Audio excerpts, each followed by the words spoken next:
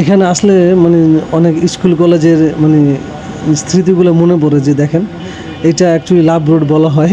তো আগে যখন কলেজে পড়তাম এখানে যাইতাম তখন জানতাম না এটা লাভ রোড। তো এখন অ্যাকচুয়ালি সবাই বলে এটা বলে লাভ রোড। তো লাভ রোড বলারও কারণ থাকে, দেখেন সব কাপড়রা বসে আছে। না আপনি সিঙ্গেল কখনো যাবেন না, তাহলে শরম পাবেন।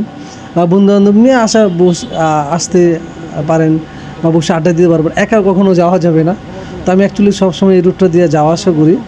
মানে আমার অফিসে তো ভাবলাম, তো যখন কলেজে পড়তাম তখন অ্যাকচুয়ালি আসতাম এখানে বন্ধুবান্ধব মিলে।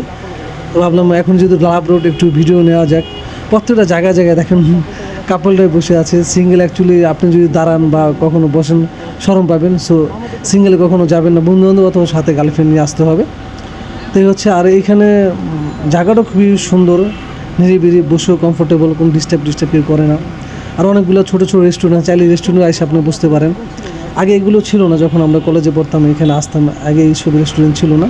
ইদানিং ধরে খুব ভালো এই রুটটার নাম আছে লাভ রোড বলে কথা। তো অ্যাকচুয়ালি তো ভাবলাম একটা ছোটো ভিডিও নেওয়া যাক, এই জন্য ভিডিওটা না। এই যে মামা তুমি চলে আসলা, ওটার কথা হুট করে তোমরা ঢুকে দাও। যাক, ঢুকেছো ভালো কথা, এখন তুমিও যাও, আমাকে একটু যেতে দাও। তোমার রিস্কা মেয়েটা ভয় পেয়ে গেছে অ্যাকচুয়ালি। এরকম কখন